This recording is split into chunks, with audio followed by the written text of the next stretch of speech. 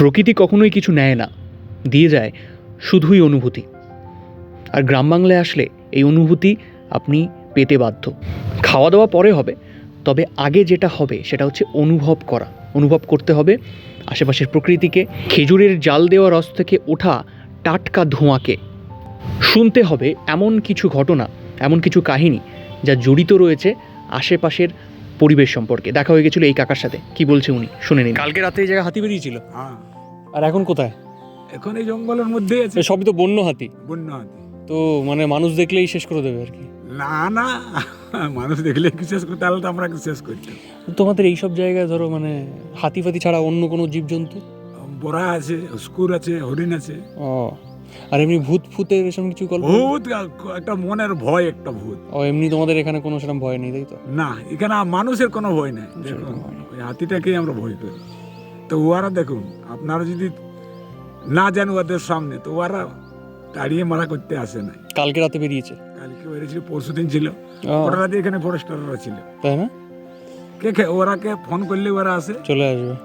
তুমি কি করো? কাটো? এখন শুকনো কাঠ আনতে হবে। কাঠ আনতে? বাহ, ঠিক আছে। কি নাম তোমার? নগেন মাহাতো। কাকা। কেমন গন্ধ লাগতো।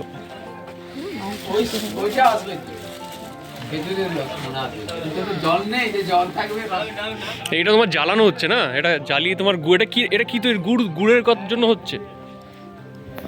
মাঝখানে একটা জায়গায় দাঁড়িয়েছি, আমার বহুদিনের শখ ছিল। আমার বাড়ি মানে মামার বাড়ি গ্রামে হলেও আমি কোনোদিনও কভার করতে পারিনি ওই গুড় জাল দিয়ে কীভাবে, খেজুরের রস জাল দিয়ে কীভাবে গুড় করা হচ্ছে। সম্ভবত এটাই তাই। পুরুলিয়ার এক পাড়া গায়ে এসে আমি এটাকে শ্যুট করতে পারছি।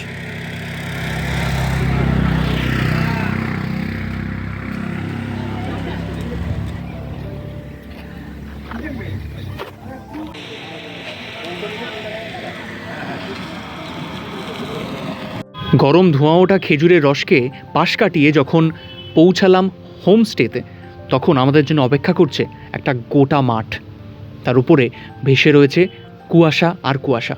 দূরে দেখা যাচ্ছে গাছ, চারিদিকে পাখিদের কিচিরমিচির এবং খানিকটা নিস্তব্ধতা সঙ্গে করে আমরা একটু ফ্রেশ হয়েই হোটেল থেকে বেরিয়ে পড়লাম আমাদের প্রথম গন্তব্যের উদ্দেশ্যে।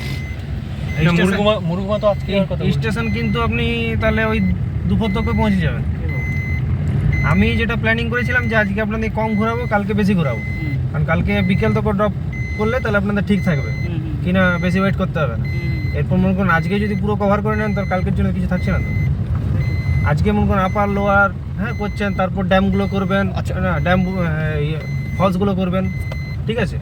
আপনাদের কালকে পড়ে থাকবে শুধু খারাপ। আজকে যদি মুরগুমাটা করে চলে আসি, মুরগুমা তো আজকে করার কোনো অপশনই না, করে নিলে মানে কালকে তো আরও কিছু থাকবে না আপনার।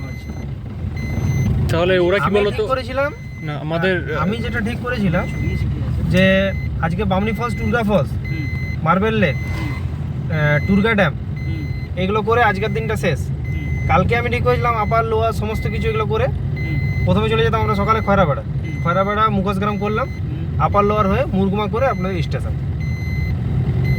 জীবনে প্রথম পুরুলিয়া আসছি, তাই পথ প্রদর্শক হিসাবে যে দাদাকে আমরা বেছে নিয়েছিলাম তিনি আমাদের পরপর বুঝিয়ে আসছিলেন যে কোন কোন জায়গা আমরা আজকে ভ্রমণ করতে চলেছি।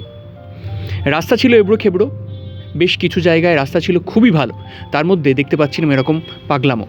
আপনাকে যদি জিজ্ঞেস করা হয় বাবা না মা, আপনি যেমন উত্তর দিতে পারবেন না।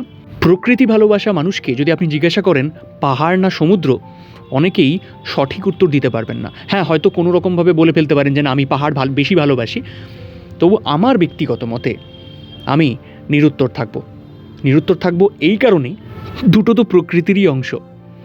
দুটোর কাছাকাছি গেলেই আপনি নিজেকে খুঁজে পাবেন আপনার ভিতরে থাকা সত্তাটাকে।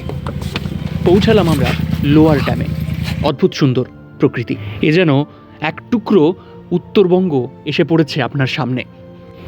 যেদিকেই চোখ যাচ্ছে মনে হচ্ছে যেন দাঁড়িয়ে রয়েছি উত্তরবঙ্গের সিকিমের কোনো এক অসাধারণ সুন্দর পাহাড়ের সামনে।